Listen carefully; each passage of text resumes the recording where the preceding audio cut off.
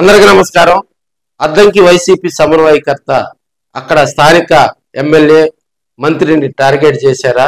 ఈ రోజు ప్రారంభోత్సవం జరుపుకునే కార్యక్రమాలపై ఆయన ఘాటైన వ్యాఖ్యలు చేయటం వెనుకున్నటువంటి ఆంతర్యం ఏమిటి?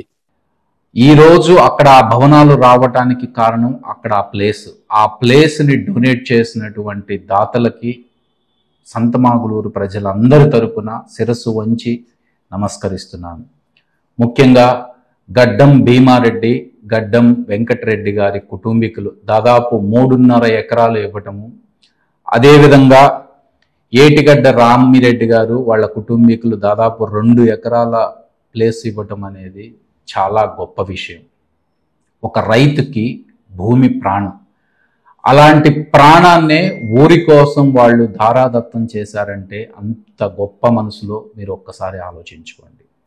అలాంటి వారిని గౌరవించటం, వారికి సముచితమైనటువంటి స్థానాన్ని కల్పించటం మన బాధ్యత.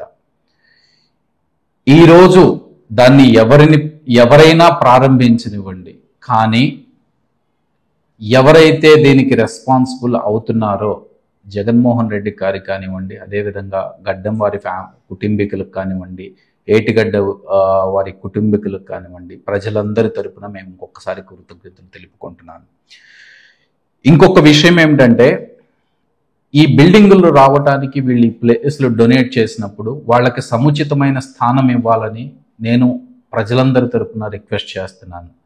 ఏదైతే ముఖద్వారం ఉందో ఎవరి పేరు పెట్టినా సరే వాళ్లతో పాటు ఈ 2 కుటుంబీకులకు కూడా పేరు లిఖించి వాళ్ళకి కూడా సముచితమైన స్థానం ఇవ్వాలి అని రిక్వెస్ట్ చేస్తున్నాను.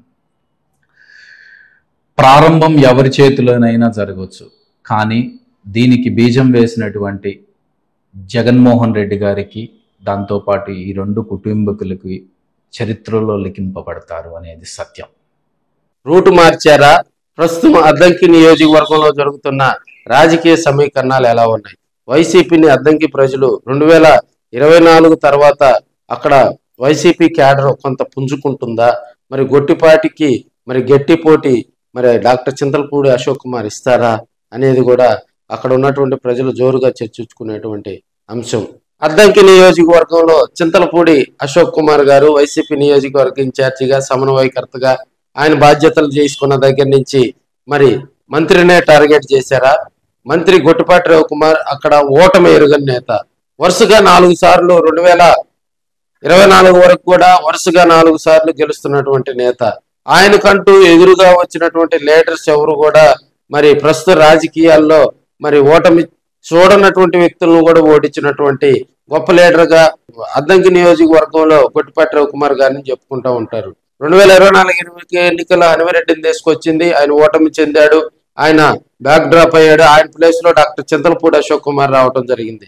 అయితే ప్రజలకు అందుబాటులో ఉండటం, ఆయన స్వగ్రామం కూడా పిడుగురాళ్ళ అద్దంకి కోతవేడు దూరంలో ఉండటం, అదేవిధంగా కార్యకర్తలకు అక్కడ కనెక్ట్ కావటం, అదేవిధంగా ఈరోజు సంతమాగులూరులో ప్రారంభోత్సవం జరుపుకునేటువంటి అక్కడ ప్రభుత్వ వైద్యశాల సచివాలయం దానికి సంబంధించి చింతలపూడి అశోక్ కుమార్ అక్కడ స్థలం కేటాయించిన వ్యక్తులకు, అదేవిధంగా అక్కడ గతంలో దానికి ఫండ్స్ కేటాయించినటువంటి వారిని మర్చిపోయారని ఘాటైన విమర్శలు కూడా ఇప్పుడున్నటువంటి కూటమి ప్రభుత్వంపై, ప్రత్యేకించి మంత్రి గొట్టిపాటి రవికుమార్ పై కూడా ఆయన విమర్శలు చేశాడని కూడా మనం తెలియజేసుకోవచ్చు. ఎందుకంటే అద్దంకి కాన్స్టిట్యున్సీ లో మనం చూసాం, పెద్ద ఆయన కరణం బలరామకృష్ణమూర్తి గారు కూడా గొట్టిపాటి రవికుమార్ మీద ఓటమి చూడటం జరిగింది.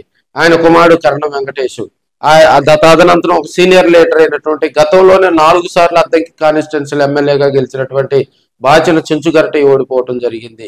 తదనంతరం పాడి హనుమరెడ్డి, అది వైసీపీ కానీ, టీడీపీ కానీ, కాంగ్రెస్ కానీ పార్టీలకు అతీతంగా కూడా గొట్టిపాటి రవికుమార్ను అక్కడ ప్రజలు అంతగా కనెక్ట్ చేసుకోవటానికి గల కారణాలు. గొట్టిపాటి రవికుమార్కు అక్కడ ఒక హైప్ తీసుకొచ్చినటువంటి పరిస్థితులు మనం చూస్తూ ఉన్నాం. ఓటమి ఎరుగని నేతగా ఆయన ఎప్పుడైతే వైసీపీని వీడి తెలుగుదేశం పార్టీలోకి వచ్చాడో 2019 నుంచి 2024 మధ్యలో ఆయన అనేక ఇబ్బందులు పడ్డాడు. అక్కడ సిట్టింగ్ ఎమ్మెల్యే అయినప్పటికీ కూడా తెలుగుదేశం పార్టీ తరఫున అక్కడ పనిచేసినా కూడా అక్కడ ఉన్నటువంటి వైసీపీ రూలింగ్ టైంలో ఆయన అనేక ఇబ్బందులు పెట్టారు, ఆయన్ను గందరగోళ పరిస్థితులకు తీసుకెళ్లారు. వాటన్నిటిని ఢీకుంటూ ఆయన 2024లో అక్కడ గెలిచి కొత్త రాజకీయం స్టార్ట్ చేశారని కూడా తెలియజేసుకోవచ్చు. సక్సెస్ఫుల్ మంత్రిగా ప్రస్తుతం ఆయన రాజకీయాల్లో కూడా మరి దూకుడుగా వెళుతున్నటువంటి సందర్భంలో అక్కడ కొత్తగా బాధ్యతలు చేపట్టినటువంటి డాక్టర్ చింతలపూడి అశోక్ కుమార్ మరి గొట్టిపాటి రవికుమార్ని టార్గెట్ చేస్తున్నారా? గతంలో చింతలపూడి అశోక్ కుమార్ను అద్దంకి నియోజకవర్గ సమన్వయకర్తగా కేటాయించినప్పుడు మరి గొట్టిపాటి రవికుమార్ కు ధీటైనటువంటి లీడర్ కాదని కొంత అక్కడ ఉన్నటువంటి క్యాడర్ గాసిప్స్ కూడా వినిపించినటువంటి సందర్భం. ఆయన ఎప్పుడైతే బాధ్యతలు చేపట్టాడో మరి అప్పటి నుంచి కూడా మంత్రిని టార్గెట్ చేస్తూ మాట్లాడటం కూడా రాబోయే రోజుల్లో అది రాజకీయంగా కూడా ఇద్దరు కమ్మ సామాజిక వర్గానికి సంబంధించిన వ్యక్తులు కావటం, అదేవిధంగా అద్దంకి కాన్స్టిట్యున్సీలో ఉన్నటువంటి మనకి కురిసిపాడు మండలం కానీ, బల్లికురవ మండలం కానీ, అద్దంకి కానీ, మనకి సంతమాగులూరు ఇతరితర కార్యక్రమాల్లో కూడా యాక్టివ్ గా పాల్గొనటం, ఎక్కడైతే సంతమాగులూరు బల్లికురవ మండలాలపై కూడా డాక్టర్ చింతలపూడి అశోక్ కుమార్ గారు కాన్స్టిట్యున్సీపై ఎక్కువ దృష్టి పెట్టినట్టు తెలుస్తుంది. ఆయా మండలాల్లో ఏ కార్యక్రమాలు పెట్టినా మరి వాటికి ధీటుగా కూడా ప్రజలను మోటివేట్ చేయటం, కార్యకర్తలను మోటివేట్ చేయటం చేస్తున్నారని కూడా తెలియజేసుకోవచ్చు. ఓవరాల్ గా చూసినట్లయితే ఒకప్పుడు అద్దంకి కాన్స్టిట్యున్సీలో గొట్టిపాటి రవికుమార్ను ధీటుగా ఎదుర్కొనే లీడర్ కర్ణం బలరామకృష్ణమూర్తి గారు అని ప్రజలందరూ కూడా గాఢంగా విశ్వసించినటువంటి సందర్భాలు గతంలో చూసాం. వాటన్నిటికీ చెక్ పెడుతూ వాటన్నిటికీ మరి ఇప్పుడు ఉన్నటువంటి పరిస్థితుల్లో ఆయన చెక్ పెడుతూ కూడా మరి గొట్టిపాటి రవికుమార్ను టార్గెట్ చేస్తూ ఇప్పుడు ఉన్నటువంటి ఇన్ఛార్జి డాక్టర్ చింతలపూడి అశోక్ కుమార్ మాట్లాడటం, ప్రత్యేకించి సంతమాగులూరులో నేడు ప్రారంభోత్సవం జరుపుకోబోయేటువంటి కార్యక్రమాలపై ఆయన మీడియా సమావేశం ఏర్పాటు చేసుకొని మాట్లాడటం, సోషల్ మీడియా ద్వారా కూడా దాన్ని ప్రజల్లోకి తీసుకెళ్లే కార్యక్రమాలు చేయటం కూడా కొంత హైప్ వచ్చిందని తీసుకోవచ్చు. మరోవైపు వైసీపీ ప్రతిష్టాత్మకంగా ప్రవేశపెట్టినటువంటి కోటి సంతకాల సేకరణ మరి అద్దంకి నియోజకవర్గంలో ఉన్నటువంటి పలు గ్రామాల్లో ఆయన దాన్ని ఒక ఉద్యమం లాగా తీసుకెళ్లారని కూడా తెలియజేసుకోవచ్చు.